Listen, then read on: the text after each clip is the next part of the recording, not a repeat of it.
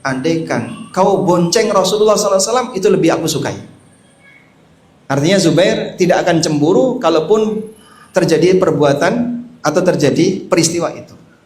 Berarti Zubair dalam hal ini lebih memilih istrinya bonceng, tidak masalah, andaikan itu terjadi. Baik, peristiwa ini memang tidak sampai terjadi boncengan. Ada kemudian beberapa pendekatan yang disampaikan oleh para ulama ketika menjelaskan hadis sahih riwayat Bukhari ini berkaitan dengan kasus bolehkah wanita dengan laki-laki berboncengan di atas satu tunggangan. Pertama, praktek ini dilakukan di suasana keramaian, artinya dilihat oleh banyak orang, sehingga tidak disebut berkhalwat. Karena definisi berkhalwat adalah ketika seseorang itu berduaan dengan lawan jenis yang bukan mahram, di posisi orang lain tidak bisa mengakses. Di posisi orang lain tidak bisa mengakses. Ini maksud berkhalwat. Tapi kalau dilihat oleh banyak orang, maka dia tidak masuk berkhalwat. Sehingga larangan Nabi SAW, la yakhluwanna ahadukum bimra'atin illa wa ma'aha dzu mahramin, tidak boleh kalian berduaan dengan wanita yang bukan mahram kecuali ditemani oleh lelaki mahram wanita ini. Gak berlaku untuk ini karena di keramaian.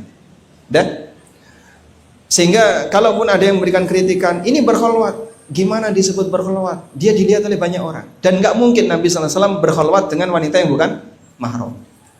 Yang kedua, lalu bagaimana dengan resiko sentuhan? Nah, disinilah Al-Hafidh Ibnu Hajar memahami, yuhtamal, ada kemungkinan Nabi SAW mengizinkan Asma ketika itu, dan antara beliau dengan Asma ada barang, sehingga tidak sampai persentuhan. Walaupun kata beliau yuhtamal, yuhtamal itu artinya hadis ini bisa dipahami, salah satu kesimpulannya demikian, walaupun masih ada kesimpulan yang lain, sifatnya muhtamalat. Sudah?